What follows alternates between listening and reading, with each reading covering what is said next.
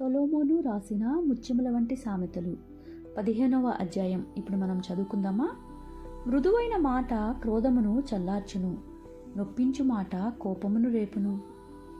జ్ఞానుల నాలుక మనోహరమైన జ్ఞానాంశములు పలుకును, బుద్ధిహీనుల నోరు మూఢవాక్యములు కుమ్మరించును. యెహోవా కన్నులు ప్రతి స్థలము మీద నుండును, చెడ్డవారిని మంచివారిని అవి చూచుచుండును. సాత్వికమైన నాలుక జీవవృక్షము, దానిలో కుటిలత ఉండిన ఎడల ఆత్మకు భంగము కలుగును.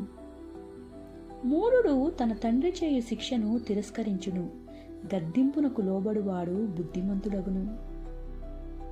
నీతిమంతుని ఇల్లు గొప్ప ధననిధి, భక్తిహీనునికి కలుగు వచ్చుబడి శ్రమకు కారణము. జ్ఞానుల పెదవులు తెలివిని వెదజల్లును, బుద్ధిహీనుల మనస్సు స్థిరమైనది కాదు. భక్తిహీనులు అర్పించు బలులు యెహోవాకు హేయములు, యథార్థవంతుల ప్రార్థన ఆయనకు ఆనందకరము. భక్తిహీనుల మార్గము యెహోవాకు హేయము, నీతిని అనుసరించు వానిని ఆయన ప్రేమించును. మార్గము విడిచిన వానికి కఠిన శిక్ష కలుగును, గద్దింపును ద్వేషించువారు మరణమునందుదురు. పాతాళమును అగాధ కూపమును యెహోవాకు కనబడుచున్నవి, నరుల హృదయములు మరి తేటగా ఆయనకు కనపడును గదా. అపహాసకుడు తన్ను గద్దించు వారిని ప్రేమించడు, వాడు జ్ఞానుల యొద్దకు వెళ్ళడు.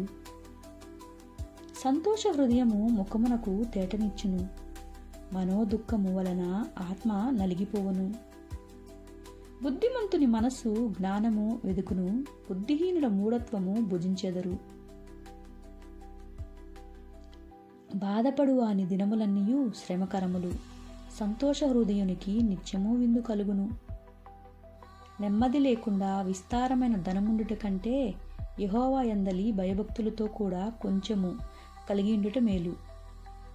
పగవాని ఇంట క్రొవ్విన ఎద్దు మాంసము తినుట కంటే ప్రేమగల చోట ఆకుకూరల భోజనము తినుట మేలు. సామెతలు 15వ అధ్యాయం 1 నుండి 17 వచనములు ఈరోజు చదువుకుందాము, మిగతావి రేపు చదువుకుందామా.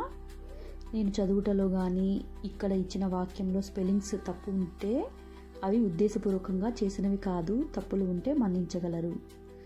ఇట్లు మీ అనుశ్రీ మెండు. Thank you.